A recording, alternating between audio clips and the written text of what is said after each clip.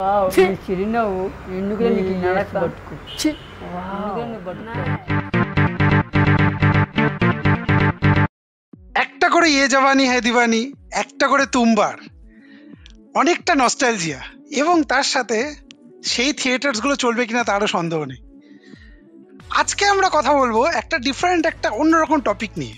এই যে আজকাল নস্টালজিয়া কুরকুরিয়া বাঙালি কাল হোনাও দেখতে যাচ্ছে, তুমবার দেখতে যাচ্ছে, সেটা কেন দেখতে যাচ্ছে এবং সেইটার বিজনেস মডেলটা কি, মানে সিনেমা রি রিলিজ, সেই নিয়ে আজকে একটা ডিটেল আলোচনা হবে। আজকে আমাদের সাথে আছে আবার আগের মতন সৌরভ। সৌরভ, কেমন আছিস বল? চাঙ্গা ভাই, তুই? আচ্ছা, এই চলছে আর কি, শান্তনু যেরকম ভাবে জ্বালাচ্ছে আমাকে প্রতিদিন, কি বলি আর ভাই বল।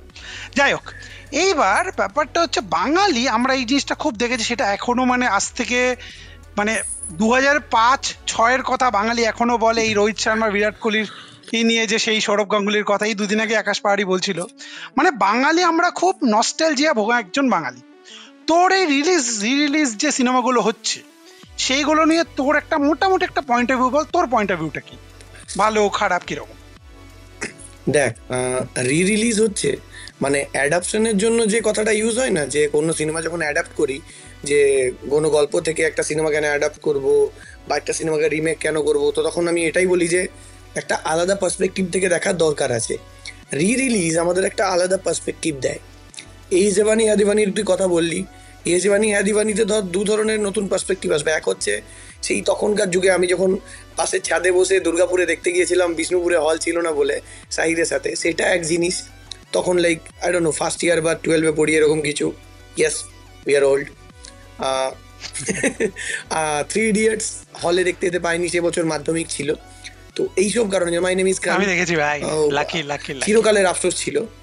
তো এইবার আমি যদি আবার ধর আমার ওই বন্ধুর সাথে সাহিরের সাথে যদি আবার আমি ইয়ে জওয়ানি হ্যায় দিওয়ানি দেখতে যাই এই এখন ইন আওয়ার 30s, সেটা এন্টায়ারলি একটা ডিফারেন্ট ফিলিং হবে।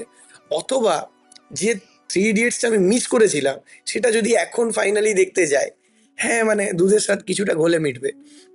এটা গেল আমাদের ব্যাপার। হোয়াট অ্যাবাউট বাচ্চা বাচ্চা ছেলেগুলো? শান্তনু, ও তো ধর এগুলো দেখেনি, ঠিক আছে, ছোট থেকে ইনস্টাগ্রামে শুধু রিল দেখেছে ये जवानी है दीवानी নিয়ে, नैना मैं दौड़ना चाहता हूँ, उड़ना चाहता हूँ, रुकना नहीं चाहता। তো যদি সেটা এখন বড় স্ক্রিনে দেখতে পাই, আমরা তো সিনেমার ভালোবাসাতে পড়েছি, আমরা একটা বড় পর্দায় দেখে না, বড় পর্দা কেন বলে, তো যতই তোর এইচডি টিভি আসুক, মোবাইলে যতই দামি স্ক্রিন হোক, ল্যাপটপ যতই ভালো কোয়ালিটির হোক, দিনের হ্যাঁ, শেষে the big screen experience is something Yes. Else যাকে বলে। তো I That is don't see something এতে else. কোনো প্রবলেম আছে বলে, বাট কিছু ছোটখাটো প্রবলেম আছে যেগুলো আমরা ধীরে সুস্থে ঢুকবো। তুই আগে আমাকে বল এখন, যেটা আমি জানতে চাই, আমি একটু উইক এই ব্যাপারটাতে, যে আমাদের এই যে রি রিলিজের ব্যাপারটা, এটা কি মডার্ন ট্রেন্ড? কারণ আমি হলিউডে জানি বহুদিন চলছে, কিন্তু ইন্ডিয়াতে কি ব্যাপার, লাইক এখনই চলছে না আগেও এরকম ছিল? না, অ্যাকচুয়ালি দেখ, রিলিজের ব্যাপারটা কি, এই বিকজ এখন সোশ্যাল মিডিয়া এসছে, প্রতিদিন মানে কোনো সিনেমা রিলিজ হলে আমরা সেটার একটা পোস্টার দেখতে পারি প্রোডাকশন হাউস থেকে অল দ্যাট। কিন্তু রিলিজের ট্রেন্ডটা কিন্তু আজকে থেকে না, মানে যখন শোলে 1975-এর ইন্ডিপেন্ডেন্স ডেতে বেরিয়েছিল শোলে, তুই ভাবতো এইটা একটা কিরম আইরনিক্যাল ব্যাপার, শোলে যেটাকে ইন্ডিয়ার সবচেয়ে বড় হিট সিনেমা বলা হয় সারা ইন্ডিয়ান ফিল্ম হিস্ট্রিতে, সেটা যখন প্রথম বেরিয়েছিল, প্রথম 2 উইকস কিন্তু খুব একটা চলেনি, বিকজ ক্রিটিক্সরা খুব খারাপ রিভিউ দিয়েছিল, খুব একটা অডিয়েন্সও আসছিল না। তারপরে আস্তে আস্তে যখন শোলে খুব ভালো মতন চলতে থাকে, অডিয়েন্স পাগলের মতন দেখতে থাকে and all that, Sholay became the big blockbuster. Sholay প্রতি বছর এবং প্রতি ডেকেডে তারপর থেকে একবার করে রিলিজ হয়েছে, মানে 1970-এর শেষের দিকে রিলিজ হয়েছে, আবার সেটাকে 1980-র যুগ, মানে বিকজ 80-র যুগটায় কিন্তু, আমি জানি না তুই কতটুকু এই ব্যাপারে জানিস, 80-র যুগটায় কিন্তু ইন্ডিয়ান বা হিন্দি সিনেমাতে specially the death of cinema বলা হয়। কেন? কারণ সেই সময়টা বলতে গেলে খুব একটা ভালো নতুন কোনো ভালো ডাইরেক্টরস আসছিল না, সেই আগে রদ্দি মার্কা কাজ। কিন্তু শোলের মতন আবার সিনেমাগুলো আবার নতুন করে রিলিজ হচ্ছিল, মানুষ আবার নস্টালজিয়া কুরকুরাচ্ছিল, 90s হচ্ছিল। এইবার শোলে থেকে যদি একটু সরিয়ে আসি, লেজেন্ডারি ব্যাপার তো এটাই যে ডিডিএল, যে ভাই মানে আদিত্য চোপড়া এবং ইয়াশ চোপড়া যতদিন তিনি বেঁচে ছিল, ওনার পকেটে যে কত টাকা ঢুকেছে ওই মারাঠা মন্দিরে, শুধু প্রতি সপ্তাহে সপ্তাহে চলে, কাপেলরা দেখে, পপকর্ন খায়, এবং তার certain amount of producer share যায়। বাট ডিডিএল যে শুধু যে বছর পর বছর চলছে সেটা না, তার সাথে কিন্তু প্রতি বছরই আমরা দেখি ভ্যালেন্টাইন্স ডের দিন কিছু থিয়েটার্স রিলিজ হয়। সো এই একটা ট্রেন্ড, কিন্তু এটার যে মডার্ন ট্রেন্ড তা না, সত্যি কথা বলতে গেলে। So basically Ramesh Sippy was James Cameron before James Cameron was James Cameron. আচ্ছা, জেমস ক্যামেরনের ব্যাপারে বলতে হলে মানে এটা খুব একটা ইন্টারেস্টিং ব্যাপার।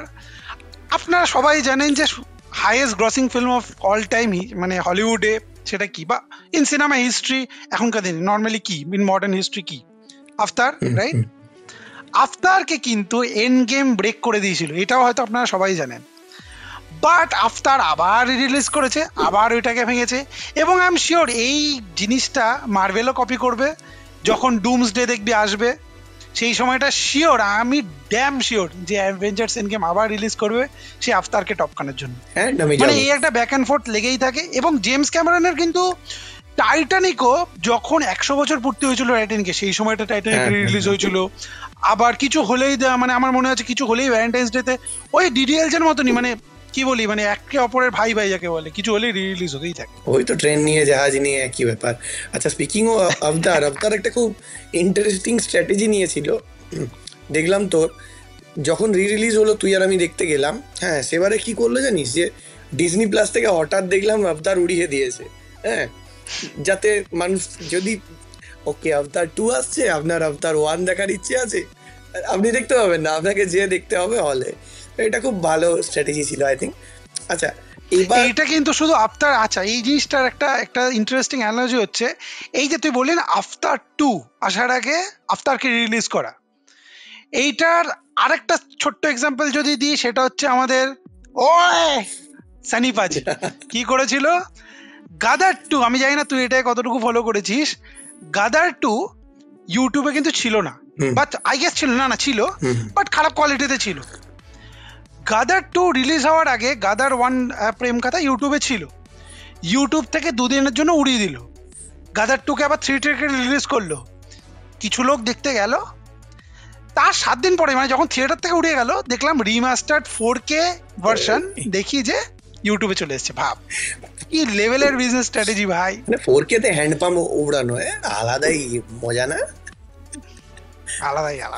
তো আচ্ছা, তো এইসব জিনিস তো হলো, ঠিক আছে।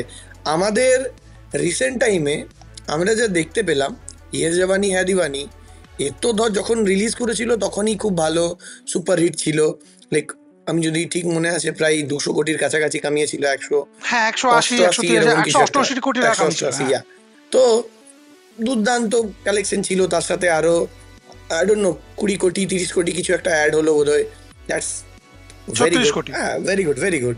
হ্যাঁ, মানে ওই 23-24 কোটি। হ্যাঁ, কিন্তু একটা সিনেমা যেটা তুম্বাড়ের লেভেলে, যেরকম অলমোস্ট ইন্ডি সিনেমা বলা যায় যেটাকে, যেটার জন্য ডিরেক্টর 10 বছর পকেটে স্ক্রিপ্ট নিয়ে ঘুরেছে, যার দিকে ঘষা খেয়ে বেরিয়েছে, যে সিনেমা চারিদিকে অ্যাপ্রিসিয়েটেড হয়েছে ওয়াইডলি, আমি নিজে অ্যামাজন প্রাইমে দেখেছি, সেই সিনেমা যখন রিলিজ হচ্ছে and finally it's getting the love it so deserves, এর চেয়ে ভালো অ্যাডভার্টাইজমেন্ট বোধহয় রিলিজের জন্য হতে পারে না।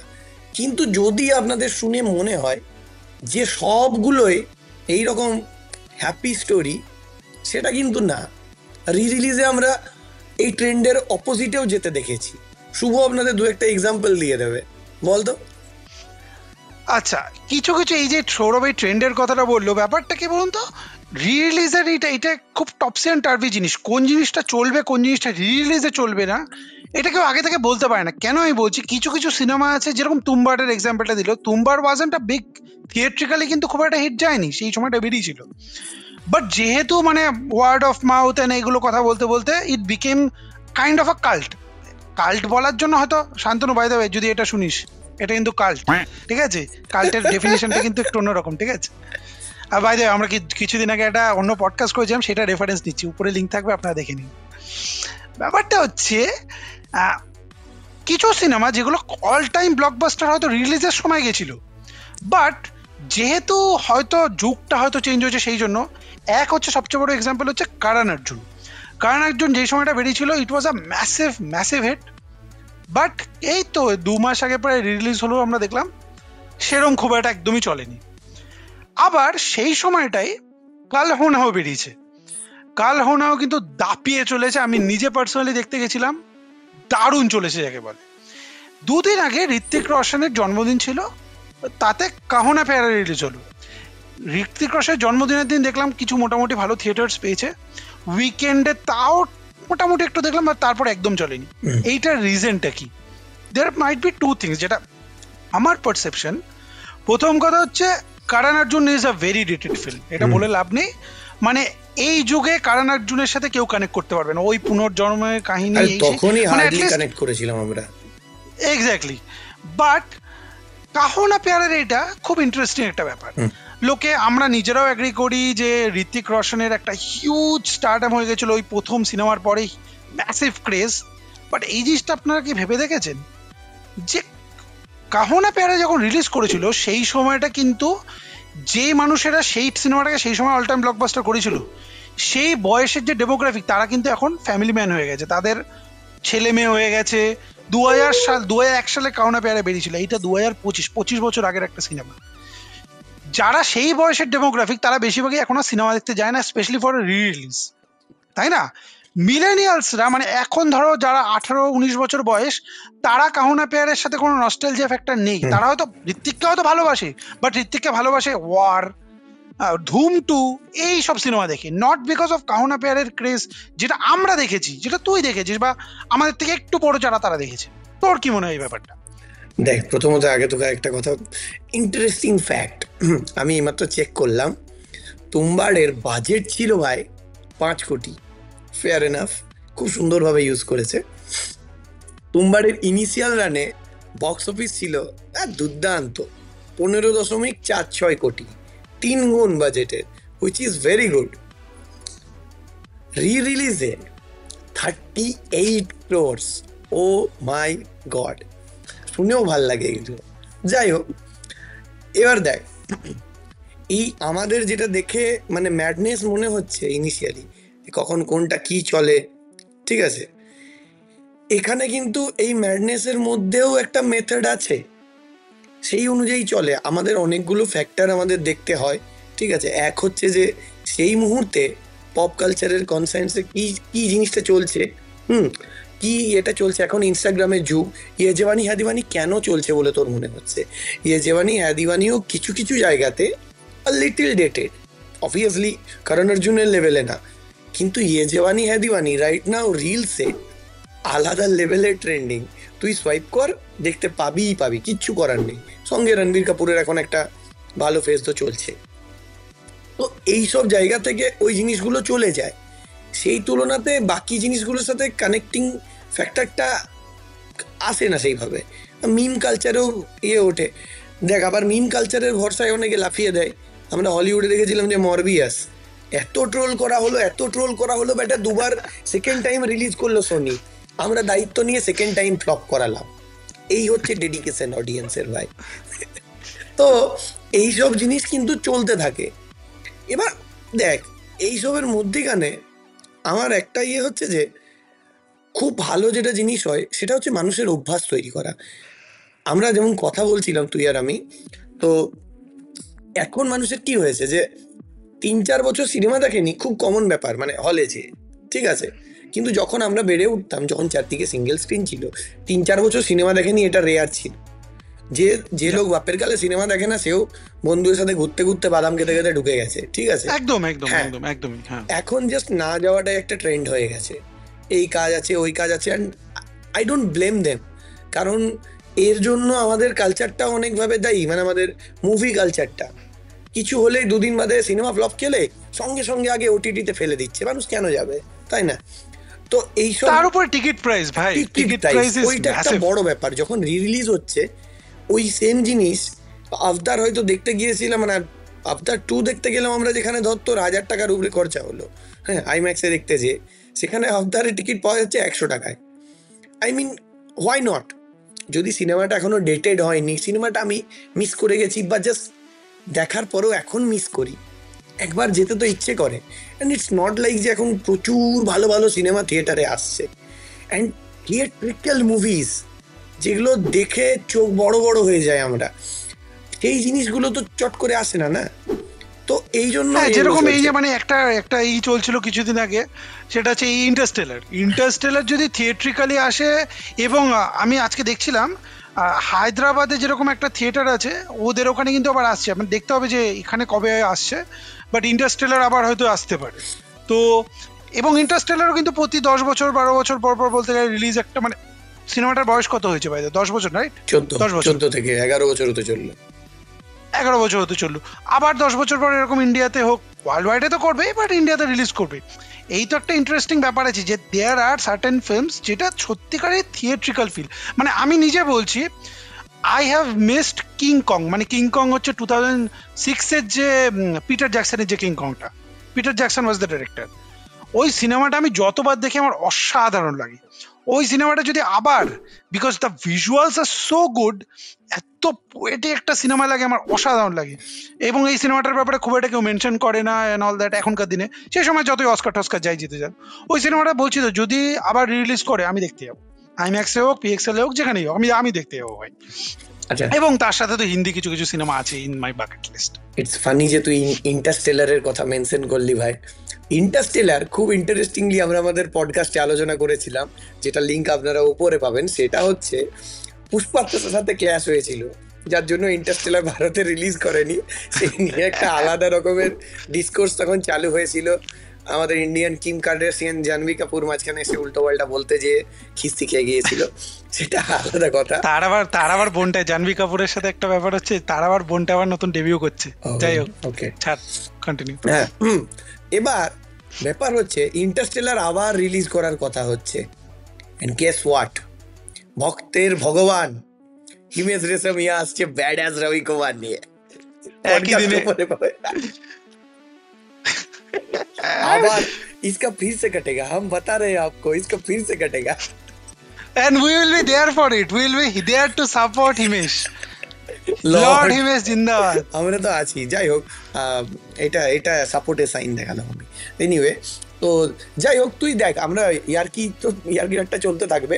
তুই আমাকে বল যে এগুলো তো ধর অডিয়েন্সের পার্সপেক্টিভ থেকে দেখলাম, ফিল্ম মেকারের পার্সপেক্টিভ থেকে দেখলাম, মানে বিজনেস পার্সপেক্টিভ থেকে এটা ঠিক এক্স্যাক্টলি কতটা হ্যাবিট ফর্মিং ছাড়া এটা কি করে আর ইন্ডাস্ট্রির জন্য বা থিয়েটারগুলোর জন্য কি করে? দেখ, রিলিজের can never be a driver for industry. মানে driver, when I am saying driver, মানে ব্যাপারটা বোঝ, একটা ইয়ার যেখানে পুষ্পার মতন একটা সিনেমা আসলো, বা পাঠান ওরা জওয়ানের মতন সিনেমা আসলো, that becomes the industry leader for that year, for the theatrical business owners, correct? কিন্তু অনেক মাস এরকম চলে যেখানে কোনো বড় হোক কেন, মিডল বাজেটের কোনো সিনেমা আসেই না। তুই এই নিজে রিসেন্টলি একটা ট্রেন্ড দেখতে পারবি, মানে এটা লাস্ট কিছু বছরে, স্পেশালি লাস্ট 5-6 বছরে, ডিসেম্বরের আফটার আ বিগ হলিডে জানুয়ারিতে কিন্তু খুব একটা বড় সিনেমা আসে না, আপ আনটিল 26 or 25 জানুয়ারি, যে সময় একটা হলিডে থাকে। তো এই যে 3-4টে যে সপ্তাহ, বিকজ এই জানুয়ারিকে একটা কার্স মান ধরা হয়, বিকজ সারা বছরের পর মানুষে খরচা করে, নতুন বছরে আবার মানুষের কাজে ফেরে। এইবার এই সময়টা থিয়েটারসরা কি চালাবে, এই জিনিসটা থিয়েট্রিক্যাল মডেলে বুঝতে গেলে, একটা থিয়েটার, ধরুন আপনি একটা থিয়েটার রান করছেন, আপনার একটা পাঠান বা জওয়ানের মতন সিনেমা চালাতেও যত টাকা খরচা হবে, আপনার কিন্তু একটা ছোট সিনেমা চালাতেও টোটাল ফিক্সড কস্ট আপনার সেম থাকবে। কেন? ফিক্সড এসি কস্ট, ফিক্সড যে আপনার যে ইলেকট্রিসিটির কস্ট সেটাও ফিক্সড থাকবে, প্রজেক্টর চালানোর কস্ট ফিক্সড, আপনার হলটা হাউসফুল হোক বা 5টা মানুষ হোক, শো চলছে মানে ফিক্সড কস্ট একই। সেই জন্য ব্যাপারটা কি হয়, মান্থের পর মান্থ এই জিনিসটা হয়, যেই সময়টা থিয়েটার্সরা কোনো কিছু স্পেশালি, এটা হয় হচ্ছে আরো সিঙ্গেল স্ক্রিন থিয়েটাররা, মানে যেটাকে বলে না ভাতে মারা যায়, লিটারেলি এই অবস্থাটা হয়। তো সেই সময়টা এইসব নতুন নতুন সিনেমা যেহেতু আসছে না, এবং নতুন সিনেমা আসলেও অডিয়েন্স রিজেক্ট করে দিচ্ছে, nobody gives two flying fucks about it. যখন একটা নস্টালজিক ভালো সিনেমা আসছে, মানে ধরো কাল হো না হো, ইয়ে জওয়ানি হ্যায় দিওয়ানি, তুমবার, this kind of films they keep the theatrical business running. মানে ক্রিকেটের এক্সাম্পল দিয়ে যদি বলতে হয়, এক্স্যাক্টলি ক্রিকেটের এক্সাম্পল দিয়ে যদি বলতে হয়, মানে Virat Kohli or Rohit Sharma can take all the plaudits, but ব্যাকগ্রাউন্ডে ধরো একটা ছোট্টখাটো একটা ইনিংস হয়তো কে এল রাহুলও খেলে দিচ্ছে, বাট কে এল রাহুল হয়তো ওই হাইপটা পাবে না। আমি কথার কথা বলছি একটা এক্সাম্পল নিয়ে। So that is the kind of thing. এইসব সিনেমাগুলো that can never B the industry leader or the driver, যেটা এক্সিবিটরসরাও বলে, বাট দে মানে হয় না একটা বিজনেসকে বলতে গেলে রান করতে গেলে তোমার একটা কনসিস্টেন্ট বিজনেস দরকার, সেই জিনিসটাই করে এইসব সিনেমাগুলো। বুঝলাম। আচ্ছা দেখ, এত সব হলো, কিন্তু এর মধ্যে দেখ যে কোয়েশ্চেনটা আসবে সবসময়, আমাদের বলা হয় বাংলা সিনেমার পাশে দাঁড়ান। ও বাংলা সিনেমা নিয়ে আমরা এত পডকাস্ট করেছি, আমাদের রিসেন্টলি খাদানের ওপরে যে খাদান কেন সাকসেসফুল হয়েছে সেই পডকাস্টটা খুব হিট হয়েছে, যেটা লিঙ্কটা আপনারা ওপরে পাবেন। এইসবের বাদেও আমাদের বাংলার যে স্বর্ণযুগ ধর, ঠিক আছে, তখন উত্তম সুচিত্রা সিনেমা, এই ওই তোর বাবা মা আমার বাবা মা, ঠিক আছে, আমাদের আগের generation, even to some extent আমরাও, যারা ওই সিনেমাগুলো আইদার তখন দেখার জন্য লাইভ ছিলাম না, অথবা জাস্ট যারা দেখেছে অ্যান্ড আবার দেখতে চায়, তাদের কাছে কিন্তু কোনো উপায় নেই। সো ইন আ ওয়ে এই জিনিসগুলো কিন্তু আবার এলে যদি একটা কালচার তৈরি হয়, আমি বলছি না আজকে এলে আজকেই চলবে, বাট যদি ধীরে ধীরে একটা কালচার তৈরি হতো, টুকটাক নন্দনে টন্দনে আসতে পারতো, তাহলে কিন্তু লোক দেখতে যেত। বাট সেটা তো হয় না। তার দেখ মেন কারণ আমি যেটুকু বুঝেছি যে আমাদের এখানে বেশিরভাগ সিনেমার ভালো কোয়ালিটির প্রিন্ট অ্যাভেলেবেলই নেই। ডিজিটাল রেস্টোরেশন যে গোটা ওয়ার্ল্ডের সিনেমার ওপর দিয়ে একখানা শক হয়ে বয়ে গেছে, সবগুলো এখন ওই তুই বললি হঠাৎ 4K এসে নেমে যাচ্ছে। তো এই জিনিসটা বাংলা সিনেমার ইন্ডাস্ট্রিতে কখনো আসেনি। ইটস নট লাইক যে আমাদের লোকজন নেই, জাস্ট ওই উদ্যোগটার অভাব আছে, হ্যাঁ, সঠিক কালচারের অভাব আছে, এটা তো গেল। এছাড়া আর কেন আসছে না, এটা না হয় একটা কারণ, বাট এটাই কি মেন? দেখ এইটা তো ওয়ান অফ দ্য মেজর কারণ, যেগুলো যেই জন্য পুরনো সিনেমাগুলো আসে না, এটা একটা মেজর কারণ, এটা আমরা সবাই জানি। মানে আমি একটা এক্সাম্পল দিচ্ছি, আপনাদের যারা অডিয়েন্সে এই ভিডিওটা দেখছে, আপনারা উত্তম কুমারের অগ্নিশট সিনেমাটা ইউটিউবে সার্চ করুন। ইউটিউবের যে কোয়ালিটি আছে সেটা এতটাই বাজে, এতটাই ধজামার্কা। এবার আপনি ভাবুন, আপনার ফোনে আপনি দেখছেন, এবং এই সিনেমাটা কিন্তু বাইরে কোনো ওটিটিতে নেই, আপনারা সার্চ করে দেখবেন কোনো ওটিটিতে না, হইচইতে আছে না কোনো জায়গায় আছে।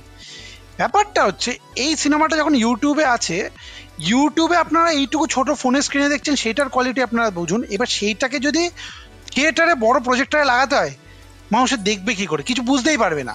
আচ্ছা, সামথিং অ্যাজ রিসেন্ট অ্যাজ উত্তম কুমারস লাস্ট ফিল্ম, মানে এত খারাপ লাগে, অগবধূ সুন্দরী সিনেমাটা কালার্ড ফিল্ম কিন্তু, রাইট?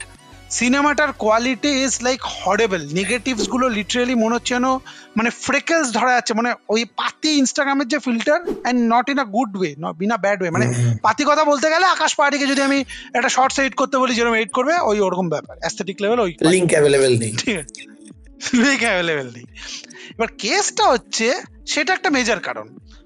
আর একটা মেজর কারণ ভাব, তা ভাব না কতটা, তুই 1980s এর বলিউডের সিনেমাগুলোর দেখ না, সেগুলোর কোয়ালিটি দেখ, ভালো ভালো পাওয়া যাবে। এবার ব্যাপারটা কি বলতো, রিস্টোরেশনে কি হয়েছে, রিস্টোরেশনের ইজ আ ট্রিকি থিং। রিস্টোরেশনের একটা ব্যাপার হচ্ছে, সত্যজিৎ রায়, আমি সত্যি কথা বলবো, উনি এবং ওনার সিনেমা লক্ষ্মী লাভ করেছে, এবং লাকি যে ওনার সিনেমা যেহেতু একটা ইন্টারন্যাশনাল পপুলারিটি ছিল, মার্টিন স্করসেসির মতন লোকেরা তারা নিজেরা ইনিশিয়েটিভ নিয়েছে যে এই ফিল্মগুলোকে রিস্টোরেশন করার, এবং we have been able to restore every film of Satyajit Ray. Every film of Satyajit Ray right now is on 1080p বা 4K কোয়ালিটিতে অ্যাভেলেবেল আছে, ডিজিটাল স্ট্রিমস হোক বা কোনো কিছুতে অ্যাভেলেবেল আছে। আরেকটা মেইন ব্যাপার হচ্ছে কি বলতো, আমরা নিজেরাই দেখেছি যে বাংলা সিনেমা বলতে গেলে কি অবস্থা আস্তে আস্তে হয়ে গেছে, অনেক স্টুডিওস বন্ধ হয়ে গেছে। এবং এখনকার দিনে তো যেরকম মানে কি বলি, যেরকম ডিজিটালি শুট হয়, so you can keep a digital footprint. তখনকার দিনে তো ফিজিক্যাল রিলসে শুট করা হতো, তাই না? তো ফিজিক্যাল রিলসে যখন শুট করা হতো, সেই স্টুডিওগুলোই বন্ধ হয়ে গেছে। এবং এই জিনিসটার আমরা খুব ভালো রেফারেন্স পেয়েছি, মানে আমরা সৈয়দ মুখার্জিকে যতটাই ক্রিটিসাইজ করি, ওনার অতি উত্তম, এগেন আনাদার কন্ট্রোভার্সিয়াল থিং, ওনার অতি উত্তম মানে বেরোনোর আগে আমি খুব এটার ব্যাপারে রিসার্চ করছিলাম, ওনার কটা ইন্টারভিউ দেখছিলাম। উনি নিজে বলছেন যখন ওই সিনেমাটার যখন উনি বানাচ্ছিলেন, কিছু কিছু লোকের সাথে কথা বলেছেন যারা একসময় হয়তো ফিল্ম প্রোডাকশনে ছিল, তারা এখন হয়তো ইলেকট্রিকের দোকান চালায়, কোনো একটা রেস্টুরেন্ট চালায়। তারা বলছে যে আমার দাদু কোন সময় মানে ফিল্ম প্রোডাকশন করতো, সেই সব রিলস এখন আর কোথায় আছে, নেই। আর একটা ব্যাপার হচ্ছে কি বলতো, আমাদের বাঙালিদের স্পেশালি ফিল্ম থিয়েটার্সের অডিয়েন্সকে ঠিকঠাক না বোঝা। আমি কেন বলছি, আমি 2-3 বছর আগে নিজে দেখেছি যে চ্যালেঞ্জ, দুই পৃথিবী, এই 2-3টে সিনেমা আউটস্কার্টস অফ আওয়ার শহর, মানে লেটস সে মালদা, মুর্শিদাবাদ, এইসব জায়গার কিছু কিছু ছোট ছোট সিঙ্গেল স্ক্রিন থিয়েটারে চলেছে এবং বিশাল ভিড় হয়েছে সেই সময়টা। মানে যারা ওই নস্টালজিয়া, দেবের ফ্যান, জিতের ফ্যান, তারা আবার দেখতে গেছিল। আমাদের যারা থিয়েটার ওনার্স, তাদের থেকেও বেশি আমাদের যে প্রডিউসার্সরা, তারা এই ব্যাপারে গুরুত্বই দিতে চায় না যে এইটার একটা বড় মাস অডিয়েন্স আছে, যেটা খাদান এসে আবার প্রুফ করে দিল যে একটা এই অডিয়েন্স কিন্তু আছে। আপনারা নতুন সিনেমাতে যদি অ্যাট্রাক্ট না করতে পারেন, পুরোনো সিনেমাগুলোকে 4K তে রিস্টোর করুন না, কি প্রবলেম আছে? বাট সেই জিনিসটার, সেই অভ্যাসটা একদমই নেই। মানে অডিয়েন্সকে না বোঝার যে ট্রেন্ডটা, এটা খুবই খারাপ এই জিনিসটা। মানে কি বলি, খারাপ লাগে শুনতে। মানে আমরা বলছি না যে একদিন দিলেই হঠাৎ করে রাতারাতি হিট হয়ে যাবে, people will flock to the theatres, এরকম না। কিন্তু একটা কালচার বিল্ড করতে হবে, সব কিছুতে একটা কালচার বিল্ড করতে হয়। সেইভাবে সিনেমা ইন্ডাস্ট্রিতেও আমাদের একটা কালচার বিল্ড করতে হবে। আমরা তো ওটিটিতে অনেকবার হয়েছে, আমার বাবা বলেছে কি মা বলেছে যে বেটু একটা পুরোনো সিনেমা চালিয়ে দে, অ্যান্ড আমি খুঁজছি, বেশিরভাগ জিনিস নেই। সত্যজিৎ রায়ের যে সৌভাগ্যটা হয়েছিল, বা আমাদের যে সৌভাগ্যটা হয়েছে সত্যজিৎ রায়কে দেখতে, সেই জিনিসটা ঋত্বিক ঘটকের ক্ষেত্রে অতটা হয়নি। তো এটা তো আনফরচুনেট জিনিস না? তো এই জিনিসগুলো যদি উদ্যোগ নিয়ে আমাদের যারা প্রডিউসাররা আছে, এত বড় বড় এখন কোম্পানি খুলে গেছে, ভাই বিরাট কিছু ঝামেলার জিনিস না তো এগুলো। অ্যান্ড একবার রেস্টোরেশন হয়ে গেলে তুই জাস্ট মানে ওই সোনার ডিম পাড়া মুরগি, তুই দিতেই থাকবি, না হাস যাই বটে, তুই দিতেই থাকবি কয়েক বছর বাদে, অ্যান্ড কিছু না কিছু হিট আসতেই থাকবে। তুই ভাব না, আলাদা করে তো নতুন করে বিশাল যে খরচা একটা রিলিজ করতে, আমি বলছি একটা রিলিজ করতে সেরকম কিন্তু এক্সট্রা কোনো খরচাই নেই, মানে প্রোডাকশনে তো কোনো খরচাই নেই, জাস্ট প্রমোশনে তোমাকে একটা ট্রেলার কাটতে হবে, সুন্দর করে জিনিসটাকে এডিট করে ট্রেলার কাটতে হবে। সো কেন করে না? এবং এই কালচারটা যে নেই সেটা শুধু পুরোনো ফিল্মের ইতে, তাও সেটাই বলবো না, বিকজ দেখ এই জিনিসটাও ব্যাপার যে পুরোনো ফিল্মগুলো যারা প্রডিউসার ছিল তারা অনেকে আর পৃথিবীতে এখন নেই, এটাও ব্যাপার আছে। বাট লেটস সে কিছু কিছু সিনেমা যেগুলো মানে আমরা ছোটবেলা দেখেছি, সেই সিনেমাগুলো আমি বলছি আজকেও যদি ভূতের ভবিষ্যৎ বেরোয় না, মানুষ দেখতে যাবে ভাই। ভূতের ভবিষ্যৎ, 22শে শ্রাবণ যদি আবার নতুন করে দেখ, মেইন কথা হচ্ছে আপনার টিকিট প্রাইসেসটাকে কম রাখুন ওই সিনেমাগুলোর জন্য। নতুন সিনেমার যে 230 টাকা, 50 টাকা, 300 টাকা, 350 টাকার টিকিট রাখেন, সেই টিকিটটা রাখবেন না। আপনারা 99-এর মতন টিকিট প্রাইসেস রাখুন। আপনারা দেখবেন উইকেন্ডে একটা নতুন ছোট্ট বাংলা সিনেমা, যেটার হয়তো সেরকম কোনো বাজ নেই, তার থেকে বেশি কালেকশন করবে আপনাদের এই সিনেমাগুলো, আর এবং একটা রেভিনিউ ইন্ডাস্ট্রিতেও আসতে থাকবে, থিয়েটার্সরাও লাভ করতে থাকবে। I don't know why they don't release it. হ্যাঁ, মানে নন্দনে যে মানুষ এত দেখতো আর করতো, ঠিক আছে এই মুহূর্তে বন্ধ আছে, বাট যখন সিনেমাগুলো চলছিল প্রায় হাউসফুল, নন্দনে হাউসফুল হয়েছে, ডেলি শুনতে পাবি। কেন ভাই? ওই 30 টাকা 40 টাকায় টিকিট পাওয়া যাচ্ছে, কেন যাবে না লোকে? অ্যান্ড ওটা একটা কালচার হয়ে গেছে যে ওখানে মানুষ চা খাওয়া, আড্ডা মারার পর যে একটা সিনেমা দেখে, একটা নাটক দেখে। এই কালচারটা তো ধীরে ধীরে বিল্ড করতে হবে। সিঙ্গেল স্ক্রিনগুলো, মানে আমাদের বিষ্ণুপুরে 3খানা সিঙ্গেল স্ক্রিন বিভিন্ন রিজনে বন্ধ হয়ে গেছে জাস্ট, তো এইগুলোতে আরামসে চালানো যেত। এইবারে আমি আরেকটা অল্টারনেট সলিউশন বলবো, যে এইসবের বাইরেও আমাদের যেহেতু প্রডিউসাররা সব জায়গায় অতটা করছে না, আমাদের দেশে অ্যাকচুয়ালি কিন্তু সরকার এগুলোতে প্রচুর হস্তক্ষেপ করে, সচরাচর কিছু হলেই কাটতে ফাটতে চলে আসে। তো তো এইরকম অবস্থায় রাজ্য সরকার বা কেন্দ্রীয় সরকার তো উদ্যোগ নিতেই পারে। হ্যাঁ, যে আমাদের যে ডিজিটাল করবার এত কিছু চলছে, ঠিক আছে, তো তার মধ্যে ওরা যদি একটু উদ্যোগ নিয়ে কয়েকটা সিনেমা বেছেও যদি বাঁচিয়ে রাখে, সেগুলোকে দিয়ে কপিরাইটস, তারপরে সে তো কথা বলে ঠিক করে নেওয়া যাবে নিজেদের মধ্যে। এমনিতে তো সিনেমাগুলো নষ্ট হয়ে যাচ্ছে, তার চেয়ে কিছু একটা ঠিক করে কপিরাইটের যে ব্যাপারটা বললি, এটার একটা ইন্টারেস্টিং অ্যানালজি আমার ফট করে মাথায় আসলো। এই কপিরাইট নিয়ে একটা ব্যাপার আছে, কিছু কিছু সিনেমা চাইলেও কিন্তু রিলিজ বা হয়তো সিকুয়াল আসতে পারে না, জানিস কেন? এই কপিরাইটের ব্যাপারটার জন্য। আমি বলছি একটা এক্সাম্পল দিই, এই হেরাফেরি 3, এই সিনেমাটা নিয়ে এত ক্যাচাল কেন? অনেকদিন আগে কিন্তু ফার্স্ট, মানে যখন হেরাফেরি 2 তো বেরিয়েছে অনেক আগে, বাট 2014 না 15 সময় আমি শিওর আমাদের অডিয়েন্স সবাই ট্রেলার দেখে যে একটা ছোট্ট টিজার অ্যানাউন্সমেন্ট টাইপের বেরিয়েছিল কিন্তু, ঠিক আছে, হেরাফেরির ব্যাপারে। বাট তারপরে এত বলতে গেলে কন্ট্রোভার্সিতে গেল কেন যে এত ডিলে হয়ে যাচ্ছে? বিকজ এই কপিরাইটের ব্যাপারটা, শেমারু ইন্টারন্যাশনাল, যাদের নিশ্চয়ই আপনারা অনেক ভিডিও দেখেছেন, হেরাফেরি এই সিনেমাটা বারবার করে আপনাদের ওই চ্যানেলে দেখা হয়, তাদের কাছে প্রথম 2টো সিনেমার রাইটস আছে। বাট তাদের এখন আর ওই ব্যাপার নেই, বা এখন আর ওই স্টেবিলিটি নেই প্রোডাকশন হাউসে যে তারা নতুন করে একটা সিনেমাকে প্রডিউস করে। তারা রাইটসটা বেচতেও চাইছে না, আবার একটা ব্যাপার হচ্ছে তারা নিজের কাছে নিজের একটা আইপি হিসেবে রেখে দিয়েছে। এই জিনিসটা অনেক সিনেমাতেই হয়। সেই জন্য কি হয় বলতো, কেউ যদি নিজে উদ্যোগ নিয়ে রিলিজ করতেও চায়, তার নিজের বলতে গেলে সেই ক্যাপাসিটি হয় না। মানে যেরকম আমি বলছি, most of the films of এই যে ধরো রাকেশ রোশন, সেটা তো ফিল্ম ক্রাফট ওদের নিজেদের প্রোডাকশন হাউস, কিন্তু ফিল্ম ক্রাফট ইন্টারন্যাশনাল ওদের নিজেদের প্রোডাকশন হাউসে যেহেতু অ্যাটলিস্ট একটা ভালো অবস্থায় আছে, সেই জন্য তারা রিলিজ করতে পারছে পুরোনো সিনেমাগুলো। যদি ভালো না অবস্থা থাকতো তাহলে কিন্তু রিলিজ করতে পারতো না। এই যে কাউনা প্যাডে যে বেরিয়েছে, পারতো না। দেখ, মানে এটা তো খুব সহজ একটা ইয়ে আছে না, যে আমরা দেখেছি যে যখন মার্ভেলের টাকা পয়সা ছিল না, একসময় ব্যাংক্রাফ্ট হয়ে যাওয়ার মতো অবস্থা হয়েছিল, তখন স্পাইডারম্যান এবং তার অ্যাডজেসেন্ট যে ক্যারেক্টারগুলো আছে সেগুলোর রাইটস সোনিকে বিক্রি করে দিয়েছিল। এবং তুই বলতে পারিস যে বাবা সোনিকে ছেড়ে দিল, কি হবে হ্যান ত্যান। ভাই, ওই টাকা দিয়ে they created a literal universe. And তারপর গেস হোয়াট, সোনির থেকে লোন নিয়ে স্পাইডারম্যানকে এখন ওরা বিন্দাস কাজ চালিয়ে যাচ্ছে। এইরকম ভাবে স্ট্র্যাটেজি নিয়ে তো করা যেতেই পারে। হেরাফেরির রাইটস কেনার জন্য কত লোক বসেছিল, তো আই গেস এতদিনে হয়তো একটু সলভ হয়েছে, যা বুঝতে পারছি। এখন আসছে। We are really by the way, Hera Pheri I am sure হয়তো যদি রিলিজ করে, আমি তো বিশাল এক্সাইটেড। যদি যতই অক্ষয় কুমারের, আমাদের চ্যানেলে একটা রেপুটেশন হয়ে গেছে যে আমরা অক্ষয় কুমারকে সহ্য করতে পারি না, আমরা অক্ষয় কুমারকে কিছু হলেই চাটি। বলছি তো ভাই, যদি হেরাফেরি যদি আবার রিলিজ করে, I would be the first one. I think Saurabh would be the second person to book the tickets first day. ওই এক সিনেমা যেটা প্রতিদিন, হয়তো আমি বলছি প্রতিদিন আমরা ভাত খেতে খেতে একটা অ্যাম্বিয়েন্ট ভিউইং এর মতন দেখি, সেই সিনেমাটাকে আবার 100 টাকা হোক 200 টাকা খরচা করে আবার যাবো, কিন্তু যাবো। এইরকমই বলতে গেলে নস্টালজিয়া সিনেমাটার। হেরাফেরি 3 রিলিজ করলে আমার বাড়ির সবচেয়ে কাছাকাছি থিয়েটারটায় সকালবেলায় একটা ফ্লাওয়ার প্রিন্টেড, না আমি হেরাফেরি 3 এর কথা বলছি না, আচ্ছা আমি বলছি ফির হেরাফেরি আবার হলে আসুক না। হ্যাঁ, একটা ফ্লাওয়ার প্রিন্টেড আসুক না ভাই, একটা সানগ্লাস পরে এমনি করে দাঁড়িয়ে থাকবো বাইরেটায়।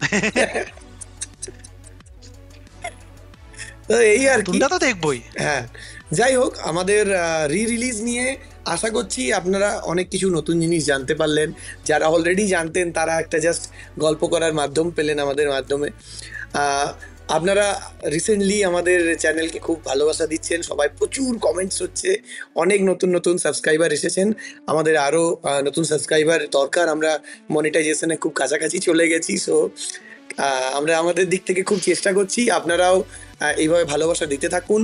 আপনারা যদি কোনো আমাদের কাছ থেকে কোনো পার্টিকুলার টপিক আপনাদের মাথায় আছে যেটা আপনারা চান আমরা কভার করি, আপনারা কমেন্টসে লিখে জানান, আমরা অবশ্যই সেটা চেক করব, কারণ আমরা সব কমেন্টস পড়ি আপনারা সেই রকম জানাবেন।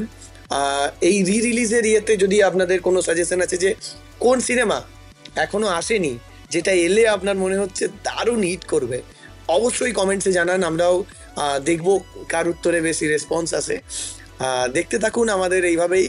আমি ছিলাম সৌরভ, আমার সাথে ছিল শুভ।